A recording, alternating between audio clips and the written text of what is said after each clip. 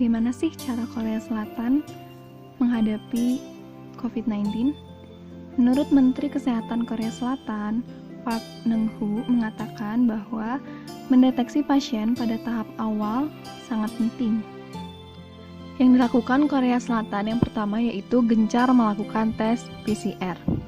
Korea Selatan gencar melakukan tes untuk mendeteksi warga yang terinfeksi virus corona. Dengan menggunakan sistem drive-thru, Korea Selatan mampu mengetes 20.000 orang per hari. Bukan dengan rapid test, Korea Selatan justru hanya menggunakan PCR, yakni dengan sampel yang diambil secara swab. Polymerase chain reaction atau yang disebut PCR ini digadang-gadang memiliki tingkat keakuratan yang tinggi dalam mendeteksi virus corona. Drive-thru ini dimaksudkan mengambil sampel ketika seseorang di dalam mobil. Waktu yang digunakan untuk pemeriksaan sekitar 10 menit saja. Dalam satu hari, sekitar 20.000 warganya dapat dites, sehingga meminimalisir penularan, baik yang masih berupa gejala ringan, apalagi gejala berat. Yang kedua, selalu lakukan pelacakan dan pantau secara menyeluruh. Jadi kecanggihan negara Korea Selatan ini dapat terlihat dari caranya melacak informasi setiap orang. Aktivitas dari warga yang diduga terinfeksi dipantau melalui kamera CCTV, transaksi kartu kredit, aplikasi, bahkan GPS. Ketika informasi tersebut telah didapatkan, pemerintah akan segera memberitahukan ke publik melalui pesan singkat atau bahkan aplikasi ataupun online. Contoh paling nyata adalah lokasi GPS dari seseorang yang terkonfirmasi COVID-19. Nah, ini bisa dilihat dari aplikasi sehingga warga lain yang belum tertular bisa menjauhi area tersebut. Dari informasi tersebut, publik yang sempat melakukan kontak dengan seseorang yang terinfeksi corona dapat segera melakukan tes. Hal ini diupayakan untuk mempersempit laju penyebaran dari virus corona atau COVID-19. Yang ketiga yaitu perawatan intensif. Korea Selatan menyadari jika kebanyakan pasien positif corona ini tidak memiliki gejala yang sama dan terlihat. Ini membuat mereka gencar melakukan PCR. Ketika hasil PCR dinyatakan positif, sesegera mungkin melakukan perawatan intensif untuk pasien tersebut. Selain untuk mengobati, perawatan intensif ini dilakukan agar virus corona tak makin berkembang.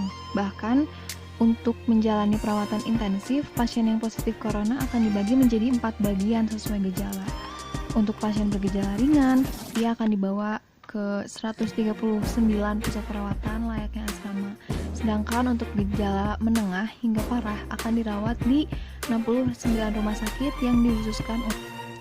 Selanjutnya yaitu adanya komunikasi publik secara aktif. Tadi pungkiri jika kasus corona ini merupakan bencana nasional di Korea dan hampir seluruh dunia, ini merupakan bencana global sebenarnya.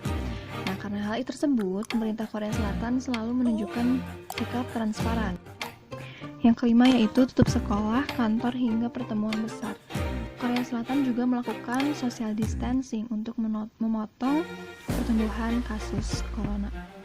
Walaupun tidak melakukan lockdown daerah, pemerintah Korea Selatan gencar melakukan sosialisasi untuk menghimbau masyarakat untuk mengurangi kontak dengan orang lain jika tidak ada keperluan. Dengan populasi sekitar 51 juta orang, mereka telah menutup sekolah-sekolah, kantor-kantor, dan melarang pertemuan besar.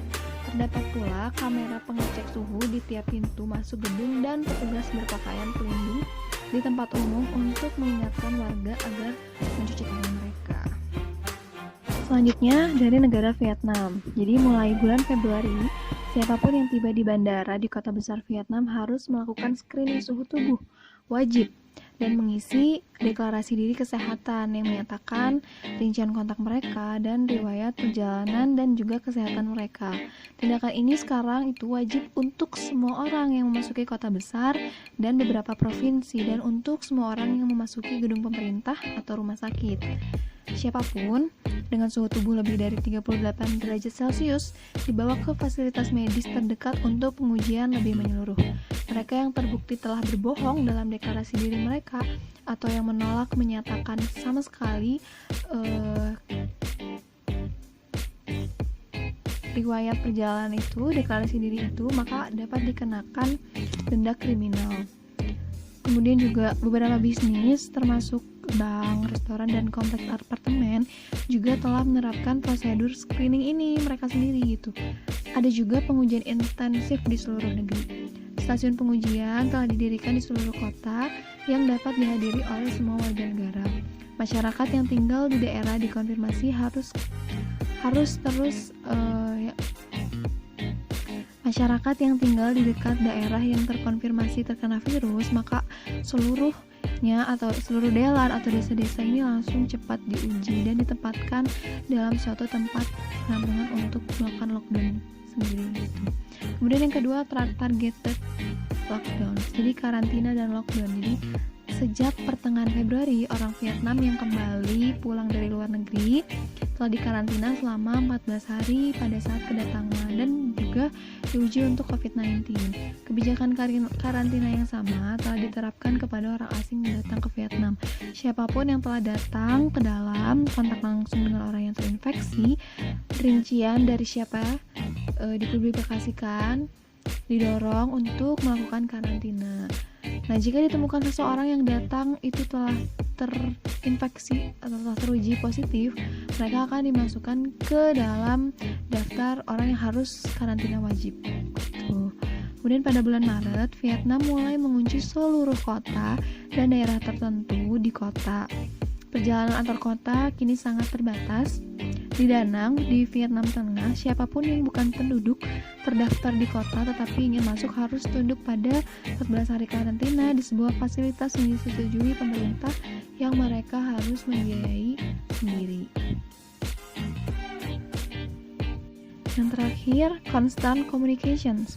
Dari awal Januari, pemerintah Vietnam telah berkomunikasi secara luas kepada warga tentang keseriusan virus corona ini gitu. Komunikasi telah jelas, COVID-19 bukan hanya flu yang buruk, tapi sesuatu yang harus diambil sangat serius sehingga orang disarankan untuk tidak menempatkan diri atau orang lain untuk mengambil resiko. Jadi pemerintah secara kreatif dengan metode komunikasinya setiap hari seperti Perdana Menteri, Departemen Kesehatan, Departemen Informasi dan Komunikasi, dan pemerintah provinsi mengirim pesan gitu ya kepada warga, memberikan informasi detail tentang gejala dan tindakan perlindungan. Ini melalui SMS ke ponsel di seluruh negara.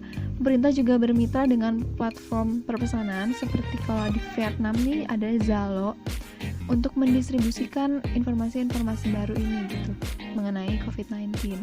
Hal ini ditambah dengan seni propaganda di seluruh negeri dan perangko baru dirancang lebih lanjut untuk menyebarkan pesan kesehatan masyarakat tentang virus. Kota Vietnam dihiasi dengan poster yang mengingatkan warga dari peran mereka dalam menghentikan penyebaran virus. Pada saat yang sama, pemerintah mengungkapkan rincian siapa saja yang memiliki COVID-19 atau dalam kasus yang jarang telah lolos karantina gitu ya. Meskipun nama orang itu tidak dibuat publik tapi tetap dikomunikasikan ke masyarakat.